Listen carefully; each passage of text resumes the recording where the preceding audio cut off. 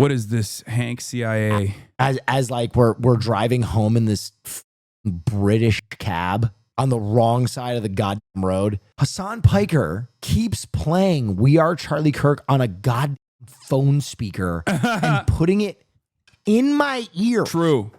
And he's like, Will, listen to this. We are Charlie Kirk. We carry the flame.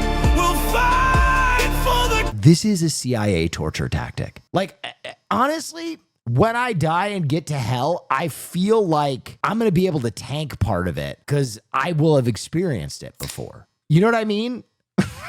Yeah, he was, I don't know if he described the situation that he was in mentally when I was doing that to him.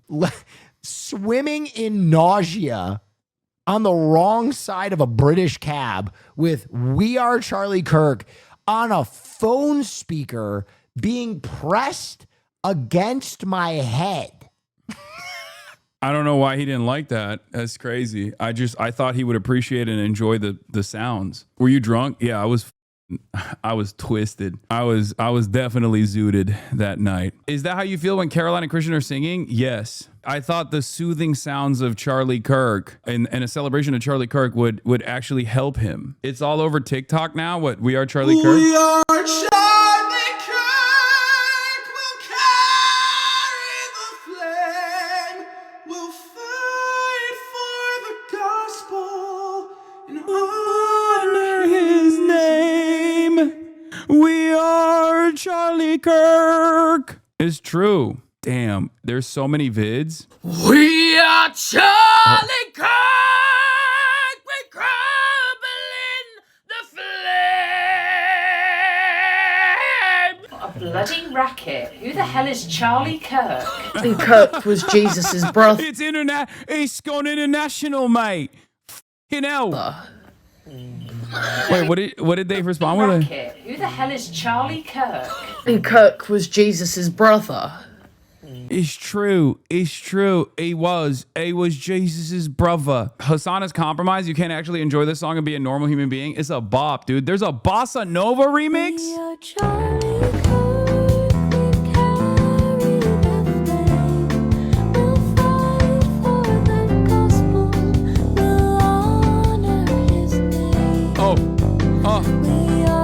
Okay.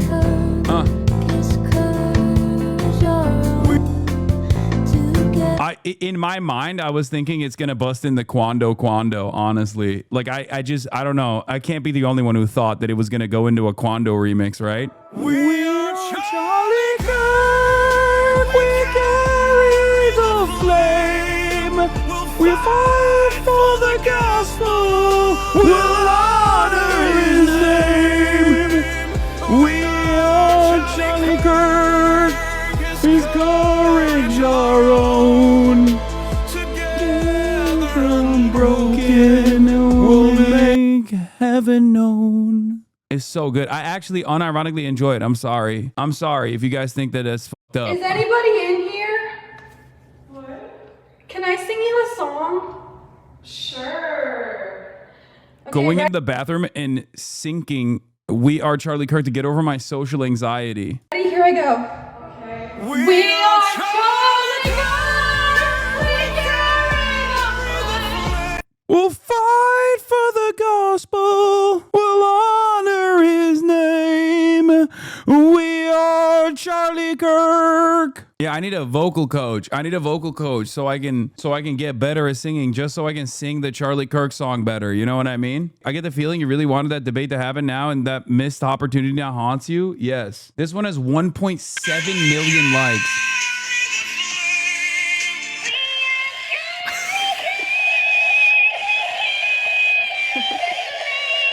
Wow. Chat, is that like sarcastic, or do the singers mean it? I don't think a single person, the initial AI music, the AI song was created by someone who thought that this would be a banger. They made it sincerely. Oh my God, this has 374,000 likes. Breaking. Erica Kirk says, I was praying to God to make me pregnant when Charlie was killed. Hell no, this is about to pass JD Vance's baby as an immaculate conception. 374,000 likes. It's over. It's over. And there is unironically one, there's power in numbers, right? And two, there is no counter to this. There is no counter to this by the right. They can't do anything about it. They could just like complain and say, this is really fucked up. How dare you? But how dare yous you can't really how dare you out of this. You know, you just simply cannot, how dare you, sir, your way out of this. And it's fucking over. According to the pinned post, it was made to honor Charlie. Yeah. This is the Vivo Tunes team stands firmly with Erica Kirk, Charlie's family, the entire Turning Point team, and President Trump's team. Like, yeah, exactly. They made this AI thinking that they were honoring his name and honoring the gospel. And of course, people took it and went crazy mode with it. People took it and were like, oh, I'm gonna meme about it. You know, they thought it was a banger, and it was a banger. It's just once something like this gets put out there, it's impossible to control how people receive it. And especially when it's someone like Charlie Kirk, who immediately after his assassination, his very public assassination, people tried to create this environment of suppression and forced reverence and respect. Remember what I said about like people in the West and the brain rot that we have, where we're like petulant children in many respects, where someone tells you can't push that button, you always push that button extra hard. People responded this way partially because of the aggressive ways in which the administration tried to venerate Charlie Kirk and make people forcibly respect him. It's just never going to work. I think that if they hadn't engaged in this kind of like weird forced compliance around respecting Charlie Kirk, it just never would have. It probably wouldn't have been this aggressive. This backlash wouldn't have been as aggressive.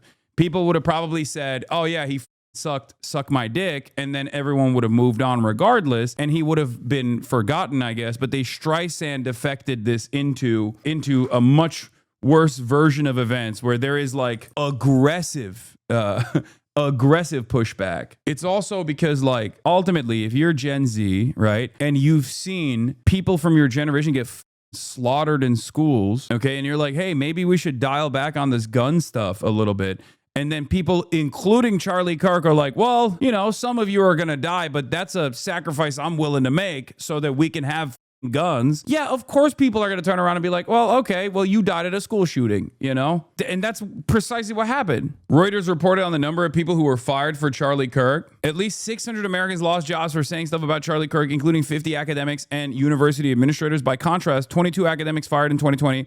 160 total fired for pro-Palestine views, making the Kirk crackdown the most extreme form of cancel culture so far. Yeah, there it is, you know? And yet it's funny to think how drastically things have changed. The Trump movement was really high on its own supply here and thought it somehow owned the culture, only to be firmly slapped down by the public come November. I saw one of the tweets that actually took my brain out entirely was when I saw someone call giving a blowjob giving Kirk. I think that was the maximum. Like that's when I was like, oh no, like giving neck. That was definitely the most insane version of events. We are Charlie Kirk, we carry the flame. 1.1 million likes on this, bro. It's just, I think it was like a tweet where it was like Trump giving Kirk to Bubba or something. Like it also paired up Donald Trump giving head to Bill Clinton. You know what I mean? Charlie Kirk.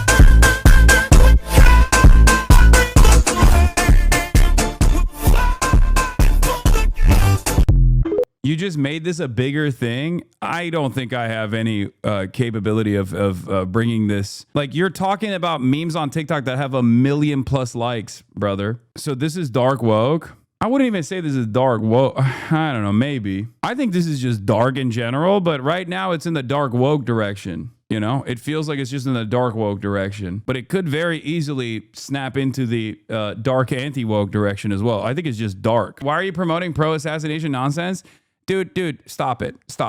Okay, your incapability of understanding my current analysis on the way that people move on from certain issues is not my problem. Okay, go clip it. Go talk about how Hasan is celebrating Charlie Kirk's assassination or whatever the fuck you want to do. But this is analysis, please.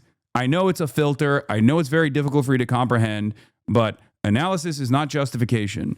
Okay, I just came onto the stream and the first thing I see is you showing these lame videos. Well, okay, well then shut up, okay, and keep watching, and maybe instead of chirping, because clearly your brain cannot do two things at the same time, instead of typing in the chat, force yourself to hear what I'm saying. The reason why a lot of these people can get away with like demanding more police violence against black people, against brown people, is because systematic violence is normalized in the eyes of people, right? The state has a monopoly on violence, and no matter how violent those mechanisms of enforcement can be, no matter how disproportionate and targeted those systematic forms of violence can be, for the broader audiences, for the normies, for the average person, they have a degree of normalcy for that kind of violence, right? They look at that and go, oh, that's just normal. That's just how cops operate. They have to do it. Maybe they go a little heavy-handed with it, but they have to do that nonetheless.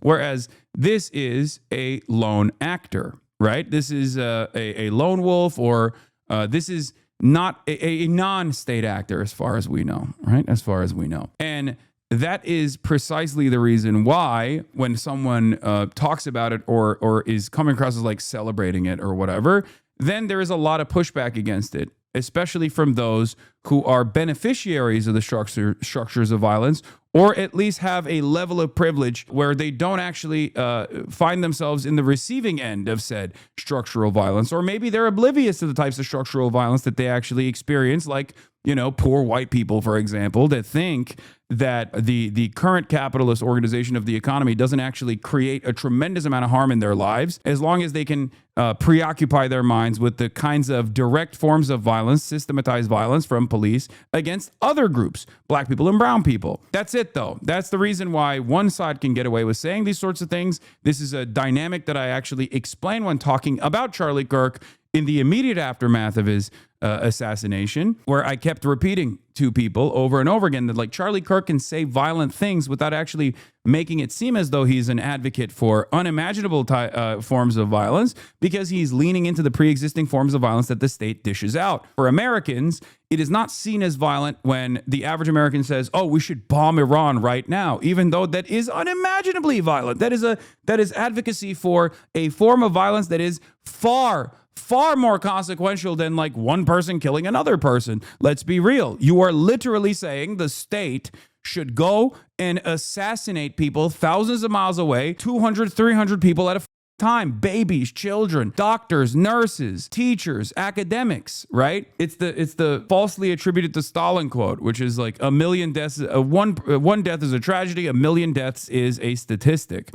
So that's what it is. People do not have the capacity to understand this stuff. So they only laser in on direct forms of violence that they think is outside of they only attribute violence to things that are abnormal, right? Things that the state is not doing. There's also obviously the social murder concept that we've talked about quite a bit. When the Brian Thompson alleged Luigi Mangione shooter dynamic was taking place, social murder is seen as a norm. Even if you're the CEO of a company that is actually responsible for the deaths of so many people, you're just doing your fucking job. Whereas if someone goes and shoots you, obviously that is someone breaking the system, and people have a very negative reaction towards that, unless they are people who have been directly harmed by either Brian Thompson or someone like Brian Thompson, right? Someone actually simply doing their role in today's incredibly cruel society, at which point they also see that as a moment of righteous vindication. Now, obviously, my position is that adventurism is ineffective as far as making change, right? The propaganda of the deed is not a very effective mechanism to make change. I mean, look no further than what happened in the aftermath of Luigi Mangione's alleged assassination of Brian Thompson, the CEO of United Healthcare. There hasn't really been a lot of change in the direction of more healthcare. If anything, there's been less healthcare in the hands of the Republican government. That was a big deal for the government shutdown that just took place, right? They are cutting the pre-existing ACA subsidies and making healthcare premiums skyrocket in this fucking country. The only way to enact change is with steadfast organizing, okay? Is by creating mechanisms of pressure, mechanisms of pushback. That's just the only way that you can do it. You have to organize the working class, okay? That's how you do it. No disrespect to the anarchists who do a lot of mutual aid and direct action, but that is the reality. So, should the working class organize themselves or be organized by capital owners? What do you mean? What do you think my argument is there? What do you think my belief is there? Of course, the working class should organize itself. But In the United States of America, you also have to pay close attention to the material conditions. You have to pay close attention to where the masses are in terms of their own personal identification. The working class do not see themselves as an exploited proletariat, but instead temporarily embarrassed millionaires and billionaires in this country. And they have no class consciousness. The one class that has actually class consciousness or act out in accordance to their class interests is the capital owners in this country, all the way from the petite bourgeoisie, the small business owners, down to the mega corporation owning, board sitting CEOs in the executive suite. And they are consistently reinforcing the structures of dominance that actually dominate the working class, that divide the working class, that make themselves believe that they have an alternative out there within the confines of capitalism. Anyway, this is the last video I'm going to play until we get to the news. And here it is. We Are Charlie Kirk in library prank. Even prank accounts are doing this now. We are Charlie Kirk. We carry the flag. We are Charlie Kirk. We are Charlie Kirk. We carry the flag. We'll fight for the cause. We'll honor his name. We are Charlie Kirk. This is hard. It's hard not. It's a bop. It's literally a bop. I'm sorry. It's a bop. It's just a bop. It's a bop. Yeah. When you lost the annoying prank bros, it's over.